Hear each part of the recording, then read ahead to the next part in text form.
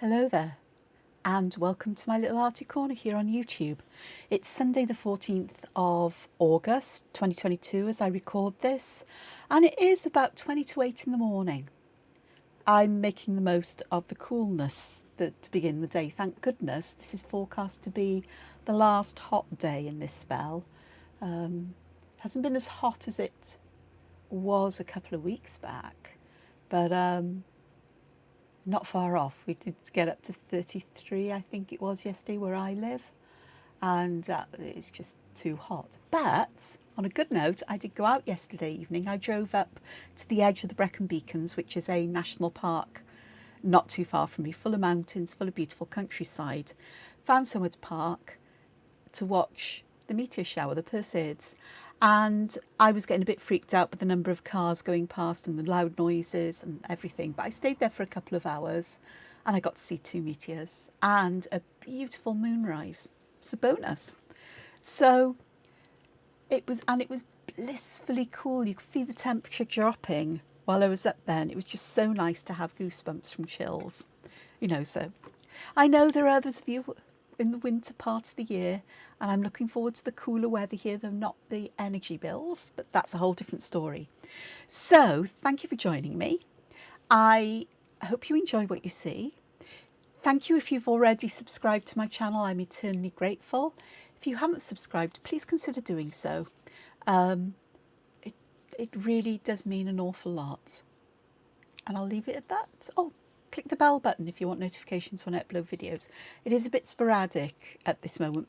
Things have changed in my life in some ways, in good ways, but there's not a regular rhythm to them either. So I'm sure you will cope.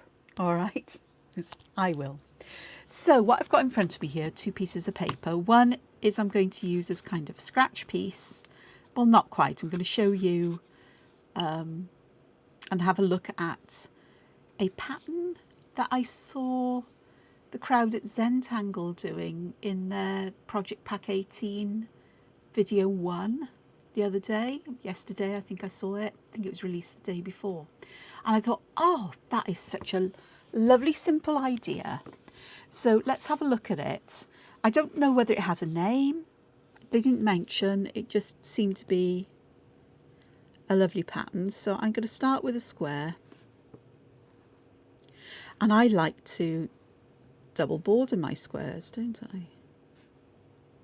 I do things like this. Not always, but today I do. I really want to do that. And then the whole point of this is to, I've got to remember this now, is to start by drawing lines from a corner kind of across as far as you want it to go, I guess, and then you draw a nice big orb, a circle there. It doesn't have to be a perfect circle either. Then the next part is to draw a line that curves around that orb. So it's almost like we're hugging it. The line hugs it and holds it in place. And I am going to colour these little bits in black, because it's almost like then this is peeking up through these lines and distorting them. And so we just continue filling.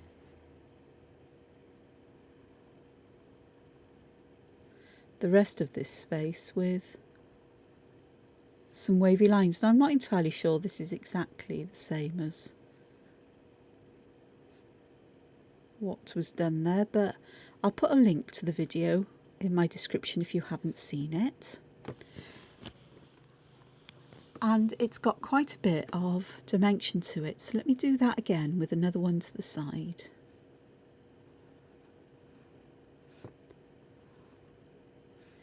And see if I can improve this. I most probably can, because I can't remember if these lines bent a bit. Let's try it. I don't think they'd go that, they could go that way, actually. They could, because then it would look like the orb is pushing everything in two directions. So I'm going to work it backwards because that makes a bit more sense in some ways to me, because I can orchestrate things a bit easier.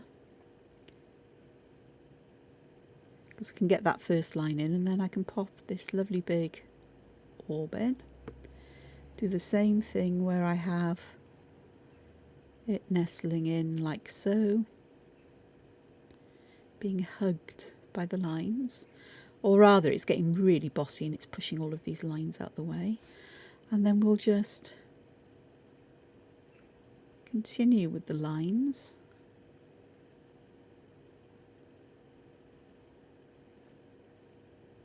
To fill the space in.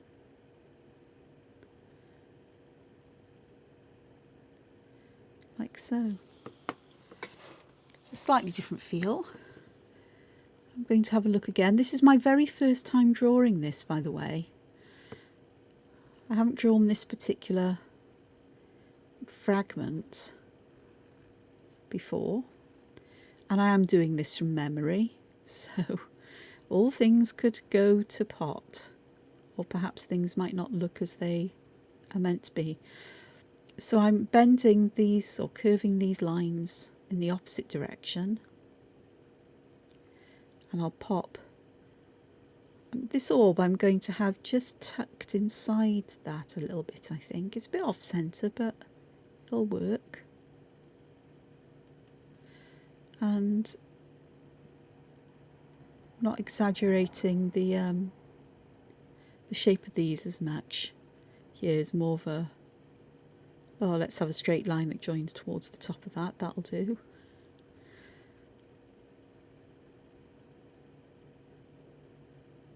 So this one will definitely be a bit different because the orb is off centre, and that's fine.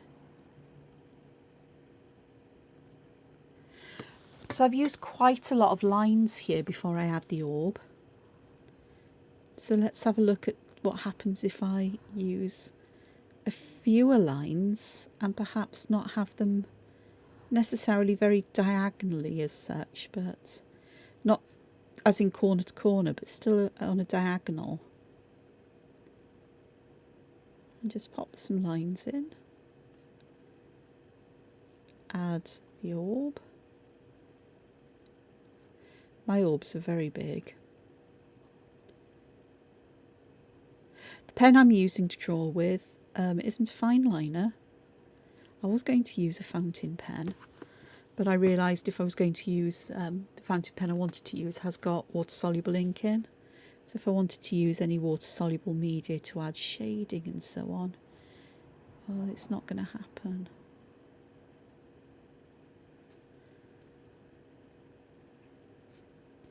So again, I'm doing the same thing, just getting these lines just following around. It's quite an interesting pattern. I think that one is the truest to what I've seen them do.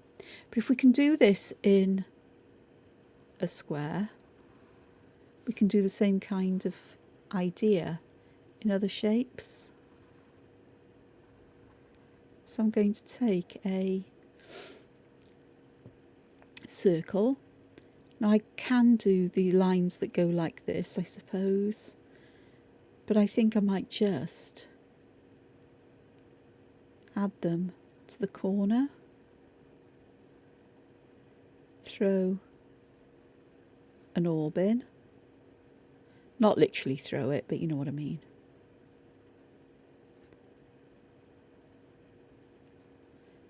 And let's see how this works.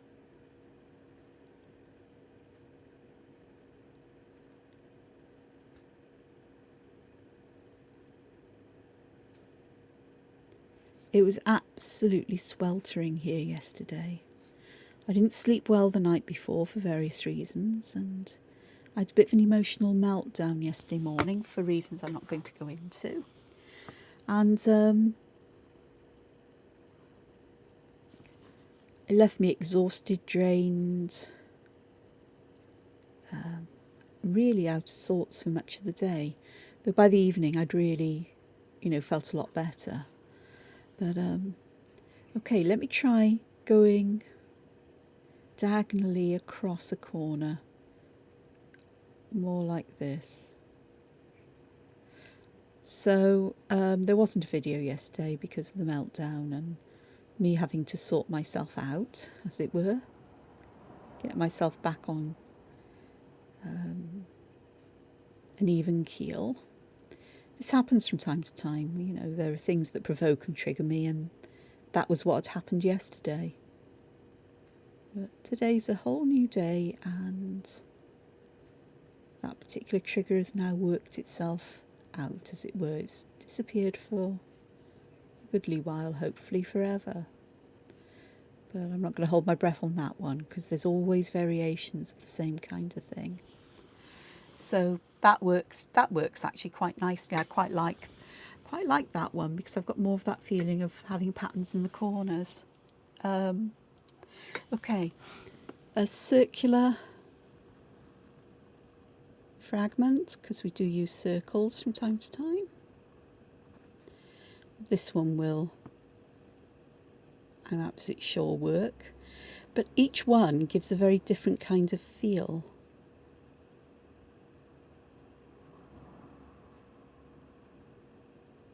To the end result, doesn't it? Just these little differences. And of course with the circle you have to pick a corner or pick a side or pick an area to put those initial lines in, but it will work.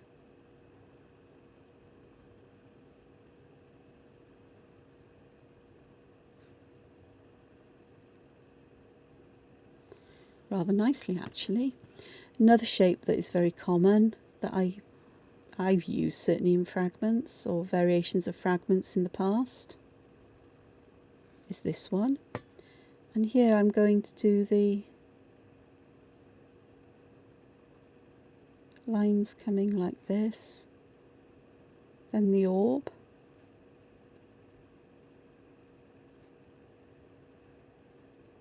then the hug,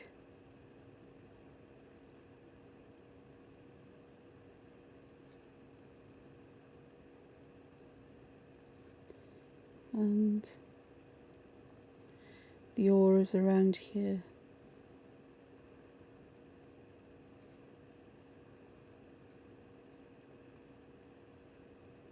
So that fills that one quite nicely as well. The other shape I particularly like is, well, there are two. There's a teardrop, which is a variation on a triangle really, as is the other one, which is more like a ginkgo leaf. So a teardrop and a ginkgo leaf are related if you think about it. In a teardrop, the lines curve round in that way. In this one, they kick out and then down. So they're very similar. And this one, I'm not going to do an outline round, but let's have a look. So for this one,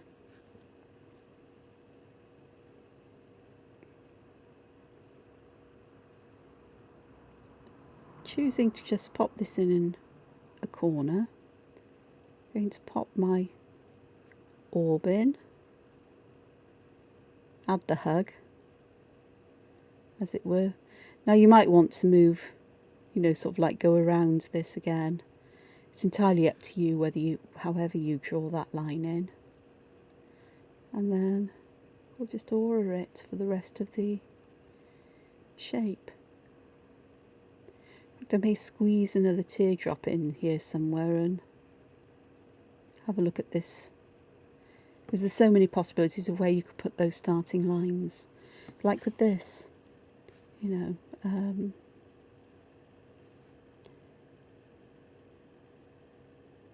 start at the top, because it seems logical to me.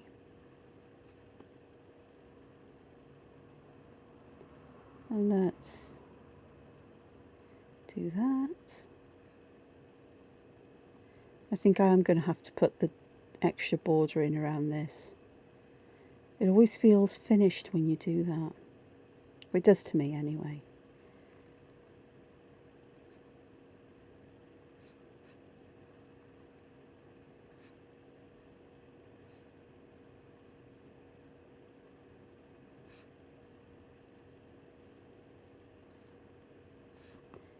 So let me see if I can just sneak a very fine one in. I think I'm going to hit the edge at the bottom, but if that happens, it happens. Here we go. So let me just try the teardrop shape again. And again, this is just a very small area. And instead of having this going in the top corner, make it diagonally across the bottom.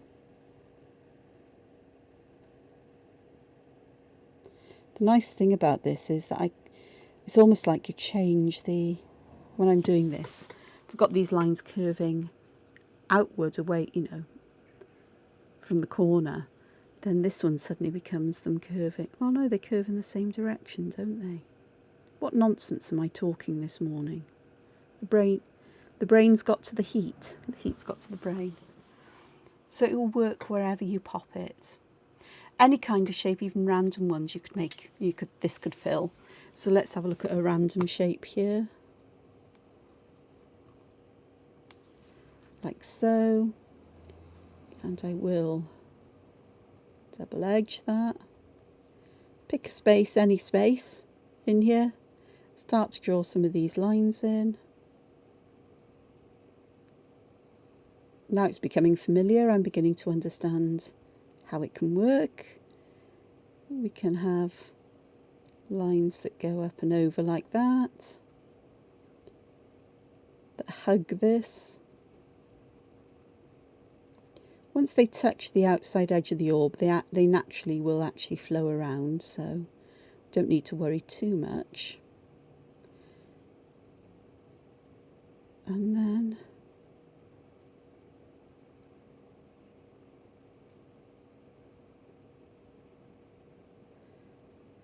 so in the Zentangle video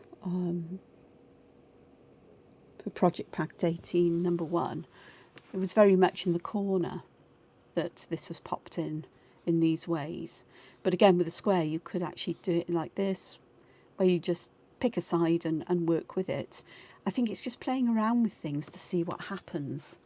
So, playing around to see what happens, let's go and find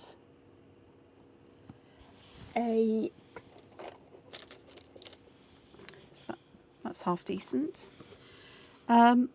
Look, graphite pencil. I'm going to be adding shadow. So along the edges of the square, this is going to be an important area along here.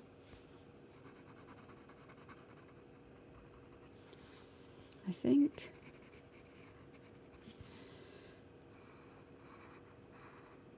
We'll have a look in a moment. I've got, this is a paper stump which is actually quite clean for me. But it works. They work.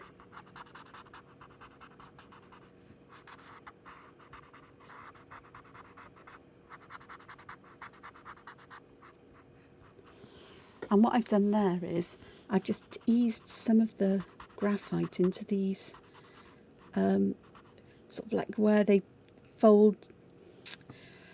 The line goes down out at a steeper one, and it looks almost like they bend in there just to accentuate that little bend. Can you see? Don't know if you can. This isn't the darkest of graphite pencils I've got. It's a 2B.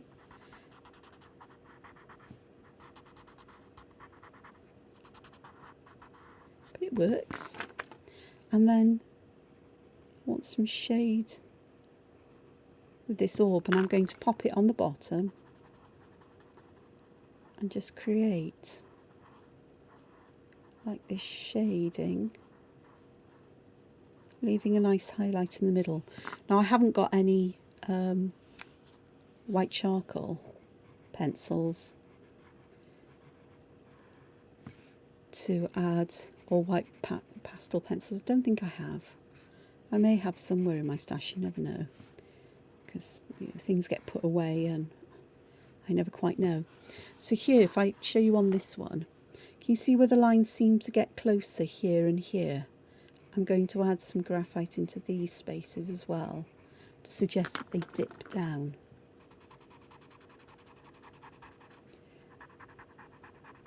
and that these ones here are sort of like bulging out. And I want to make them not straight, but almost like a V shape to suggest that, you know, that valley that we've just created gets wider.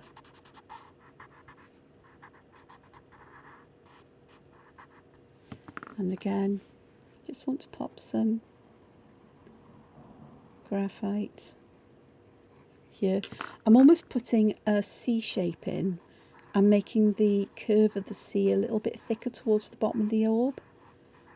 But I'm leaving a highlight at the bottom because you get reflected light even there, and it just will end up making it look a bit more spherical. Sorry, morning tea.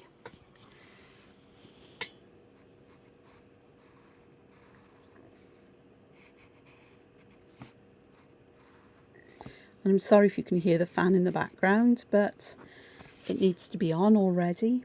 Now this one's interesting because this is tucked under there, because I drew it partly tucked in, and then I'll want some shadow here. And this doesn't really have any of those areas like here where we've got those little waves in that way, because I drew these lines pretty straight. So let's see how this one works out with some shadow. So shadowing inside the edges along here, but then that kind of shape there. And I think I want to make this even darker here, so I'm going to add some more graphite, some more pencil, and just do that. It's hard for me sometimes to see the dimensionality because I know what I'm doing logically, but my brain doesn't quite compute it because it works on that logical kind of way of doing things. Okay, so here it's going to be very much the same. This will get dull and boring with the squares because I did so many squares. But I think it's the same kind of principle for all of these, really. And here perhaps you can see that C shape that I'm creating here. Again, we've got these little areas where it feels like it dips down and these get a bit closer together. So I am going to pop some shadow there as well. And let's see how that works out.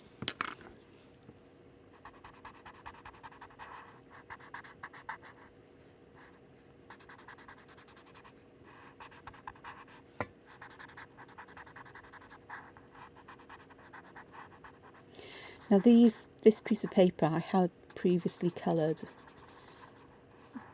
quite a while back now, you know, in terms of a couple of weeks probably, 2-3 weeks, I don't know, with distress inks. And I know that Seedless Preserve, that is the bluey colour on the outside, the bluey purple, I think is Prize Ribbon. And I'm not sure if I used another colour. Looks like I did because there's another blue there.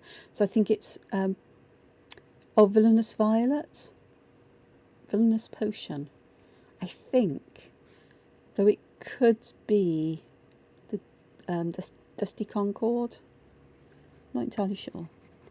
I'm going to approach all of these in the same kind of way actually, because I can't see a different way of putting shading on these. So I am going around the insides here, and where there is a crack, or what appears to be sort of like a valley, that's where I'm going to. My phone's decided that it's no longer sleep time, so it's pinging in with emails and goodness knows what that's stored up overnight for me. Happy days. So we've got that one. That one is actually really more sharp and well defined than the square ones if I pull it down a bit. Okay.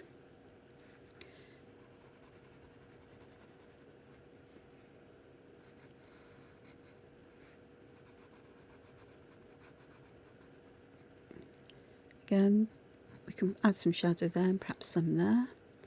The orb as well.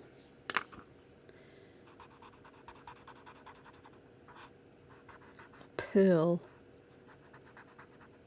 Pearls of wisdoms creaking out through ignorance. Possibly. And I mean ignorance as in, I didn't know that. Not meant in any derogatory kind of way, because until we know something, we are all ignorant of things. Even though ignorance is used as a way of saying rude and kind these days, isn't it, as well? So, again, there's a hint of these here, but there's not much going on there. This circular one. But I will put some shadow there and just widen it towards the edge a bit, because I think it makes something of a very subtle difference there. It hints at it, which I think is quite nice. I've got quite a one here, but not really on the other side, so I'm going to leave the other side exactly as it is. This is sort of an example of look at your lines and decide what you're going to do with all of these, where you're going to put your shadows, how the lines move and bend. It wouldn't make sense for me to put anything over here because we have not got that line directions or shapes or forms that would allow that to happen. But on the other side, it actually works quite nicely. So I'm just going to add a little bit more in the middle because I've lost some of the... It's probably got enough graphite on my tortillon or paper stump, it is, strictly speaking, here to put the shadows on these orbs. And then we can go around these. Now, even though I've added graphite, it doesn't stop me from adding any colour or anything else here. I am going to add some shadow there and some there. So I can see that looks like it dips. This side, I may have to get an eraser out in a moment just to clean up some of these areas where my graphite's overspilled. I need a lighter area down here because the shadow is sort of like impinging on it. Perhaps it works. Perhaps I won't need an eraser. This one's interesting because of its strange shape. It just goes to show that, you know, it's just practicing and playing around and seeing what happens with different shapes and different ways of doing the design, you know, the fragment or pattern, and you come up with new and different ways of using it. You know, the square fragments, there are ways you could put them together. You could have them in a row in all the same direction. You could have them alternating one way and then another, you know, sort of like starting this corner, then this one, then this one. So these would connect. So that would make quite an interesting repeating pattern. In a square, you could just, or you know, in a grid pattern, you could just have them all going the same direction like this. The one underneath you could have going back the other direction. You could have them mirrored and rotated, so these would carry on in this direction round a series of 4 squares. If you get what I mean, you know. And again, it's just playing around with different arrangements to see what happens and what you like. And I'm not going to do that today because I've got some other things I'd like to get done before it gets too warm to do much. One of them is some hand lettering that I've done to do with the heat wave, and I want to ink it and so on. It's going to be digital. So I've sketched it out in pencil, but I'm likely to scan it in and work on it digitally, so do the inking of the letters and so on digitally, because that works nicely for me. I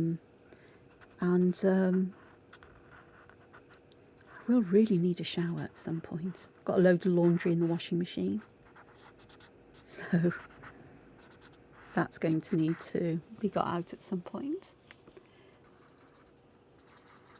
Okay, I am going to find an eraser. Bear with me a moment. There we go. All to hand. Oh, this is so warm and sticky. So I am just going to bring a bit of highlight back here. Some of my orbs, I've lost the highlights. Have a look at where I could do with some highlights being added back in, just to help with these folds and curves. Doesn't need a lot of you know, that lighter space, but it really does help.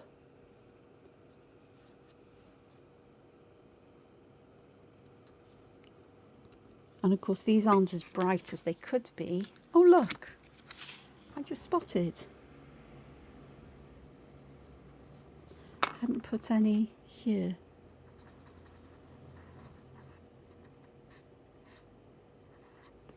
That's fine, that works. Okay, we have a bit of a drink. That's good. Need to make sure I drink plenty today though. Okay, I have got here some water, and I will find a quite fine paintbrush. You can't see the one I was using a couple of days ago, but that one will do. This is Inktense pencil, it's Thistle, and I am going to add this on top of my graphite. I'm going to use this to add some extra colour here. The orb I might do in a completely different colour, mind you, because even though these Inktense, the Distress ink colours can look a bit, you know, very intense in colour, like there's a lot of ink there, in reality there isn't. And they can disappear quite easily in with other colours. So I am here just, oh gosh, as I throw water everywhere. Not convinced I've got much down here. I can add a bit more. The nice thing is the graphite, thank goodness, isn't water soluble.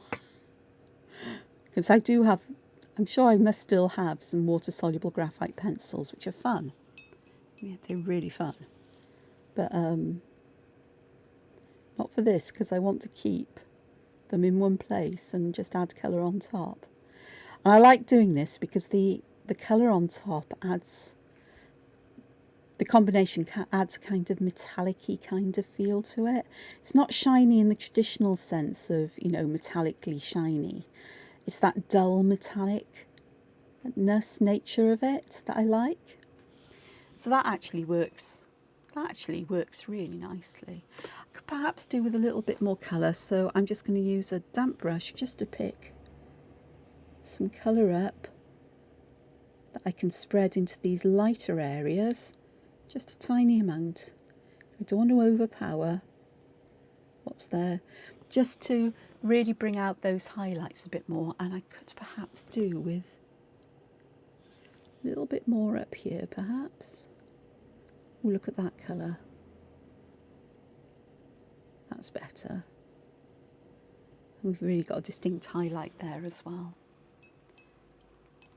I think I'm going to need a bit more here. It's just thinking about how do I get all of this to work together? What kinds of shapes of highlights do I want in shadows? So when you see that one with the extra colour added, very monochrome, very similar to some of the colours in the background, which is why I chose the Thistle. That kind of works. So let's have a look at doing this. I'm going to do this the same way, where I pick the colour from the tip of the pencil rather than adding it and like, you know, like you would ordinarily a pencil. So using it a bit more like a source of paint, I suppose, or, you know, ink from a bottle in a way. Let's see what we get with this. This involves working quite quickly with Inktense because it will perhaps got shadows in the wrong place with that one, but it'll work, it'll be fine. Because it does dry. When it dries, it's permanent and you can't smooth lines out easily. But the vibrancy of the colours, you only need a tiny amount to get a lot of colour, which I rather like. Okay, so I can always bring some of the highlights back in with water-soluble pencil. On this one, the background distress ink colour is still showing through.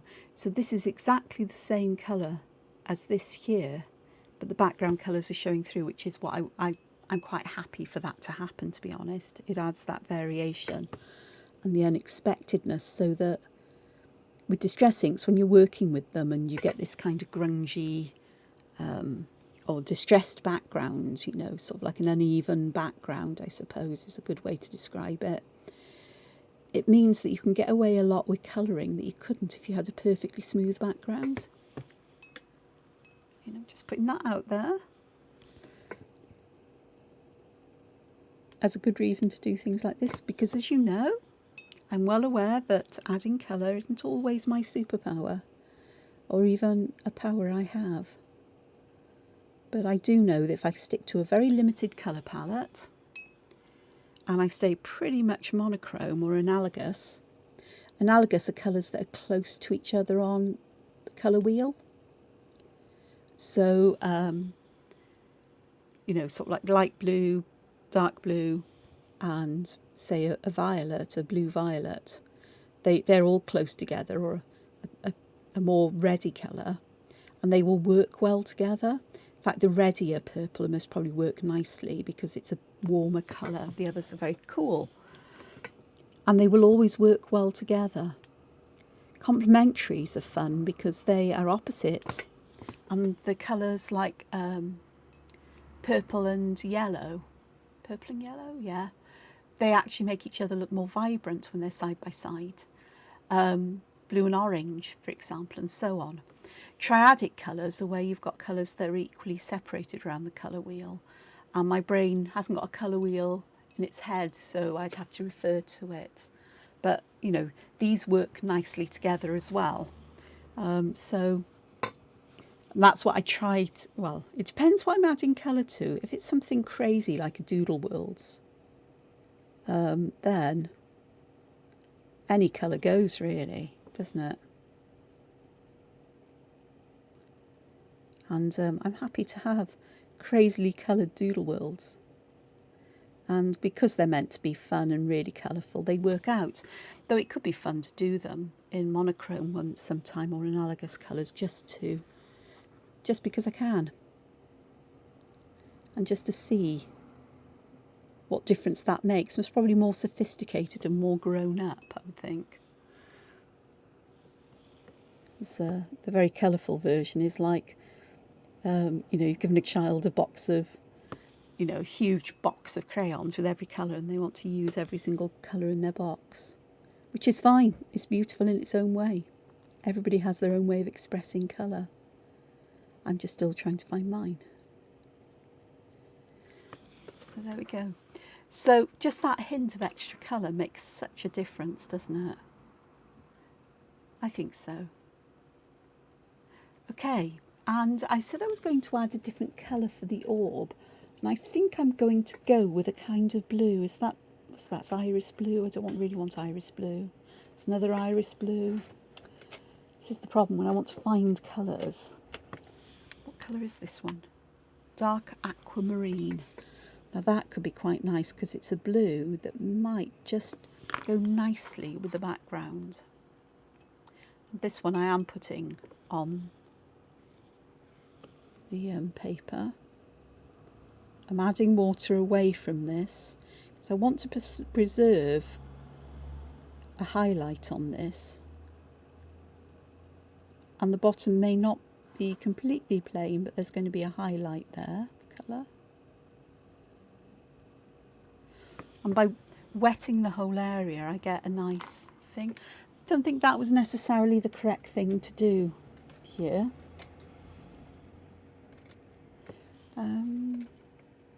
Go for cadmium. I think my problem is my favourite yellowy colour is quite short and I'm not going to find it easily. Oh, I can. Let's have a look at this. This is Sienna Gold, which is a lovely orangey yellow. It's my favourite yellowish colour of the lot because it's quite warm. It's not orange, it's not yellow, it's somewhere in between, and it's a lovely warm golden kind of colour, which surprises me because I've never really liked that kind of colour.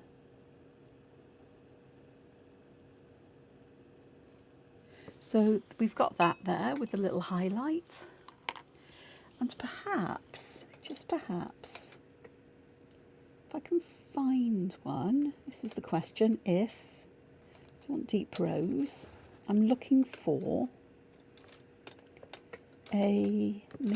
not a metallic colour, I've got some metallic colours in there, looking for a grey, I think. That's sepia, that's no good. Navy blue, no good. Oh, God. Neutral grey. That actually could do with a warm grey, to be truthful.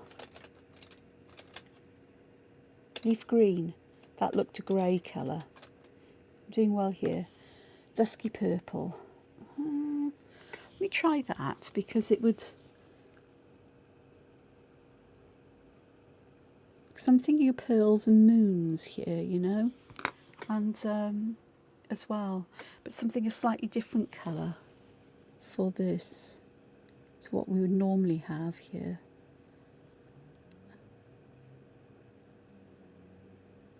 The moon last night as it rose, there were very low clouds, and I don't know if there's a lot of smoke in the air. I don't know if we've had lots of forest, you know, grass fires and things in South Wales. And it certainly smelled like that as I drove up the A470 towards the beacons. And it was absolutely sort of like smoky red. It was rising. It was absolutely beautiful. I do have to say that. And it was, you know, as I say, it was absolutely beautiful in its way, and I thoroughly enjoyed the experience of seeing it. I did take some pictures, but I'm not a photographer, so I don't know how they came out. I took my posh camera with me, not because I had any intention of trying to photograph the meteorites, which were few and far between while I was there. And of course the moon was rising, so it was lightening the sky, so it would be more difficult to see the fainter meteorites. But I thought I'd have a go with the moon, so that's something for me to look at and to sort out in a bit. Another job for today. But here we are, we have my little collection of this particular fragment. As I say, it's from Zentangle Project Pack 18, video number 1, or day 1, I think they call it. And I'll leave a link, and you can go and look at it and see how well I've remembered or not how they produced it. Either way, it matters not, because it's just those ideas that are there, and you go with the flow. So thank you for joining me. I hope you give some of these a go. Exploring patterns is something I do really enjoy doing, even though I don't do too much of it, but it's just one of those things that I really, really, really enjoy. And I like the surprises I discover along the way. I mean, these have got all kinds of... This has got personality. This one is almost like it's fighting its way out, you know, shoving its way out. Look at me, I need to get out. You know, so, yeah, sorry, mind. So please give it a go in a sketchbook or on paper. But if you're not happy with what you do, you never have to show anybody again. Put it in a sketchbook so you can look back and have a reference of where you were 3 weeks, you know, a week, 3 weeks, a month, half a year, several years ago. It's a good way to see how far you come and how you progress and develop and find your style. So thank you very much for joining me. Look after yourselves, Enjoy the rest of your day, and I'll see you here again soon. Bye bye for now.